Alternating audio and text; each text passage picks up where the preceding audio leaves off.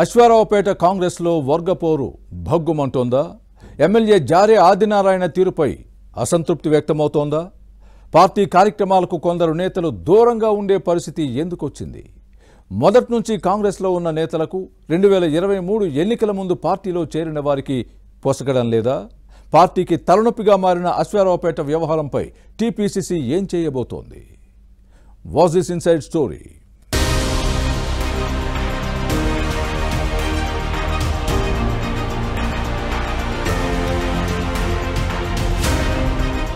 అశ్వారావుపేట నియోజకవర్గం భద్రాద్రి కొత్తగూడెం జిల్లాలో కీలక అసెంబ్లీ స్థానం.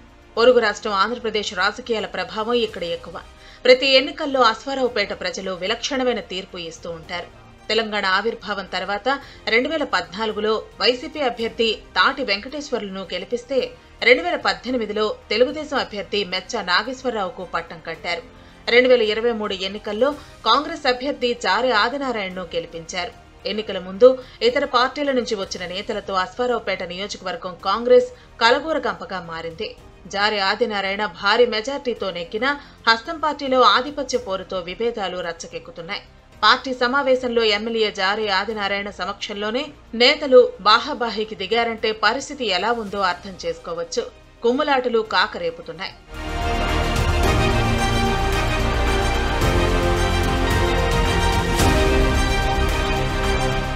కాంగ్రెస్ ఎమ్మెల్యే జారే ఆదినారాయణ తెలంగాణ ఉద్యమకారుడు. ప్రత్యేక రాష్ట్ర పోరాటం ఉవ్వెత్తున ఎగసిపడుతున్న సమయంలో ప్రభుత్వ ఉద్యోగానికి రాజీనామా చేసి బీఆర్ఎస్లో చేరారు.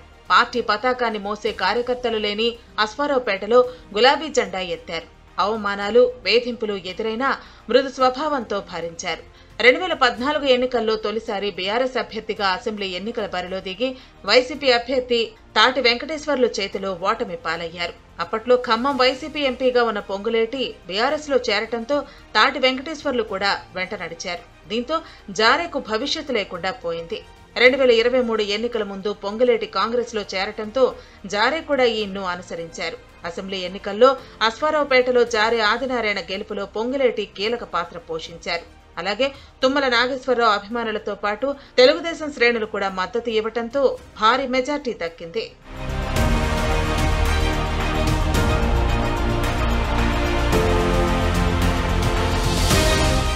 అశ్వారావుపేట అసెంబ్లీ నియోజకవర్గ కాంగ్రెస్ లో పాత కొత్త నేతల మధ్య ఆధిపత్య పోరు నడుస్తోంది.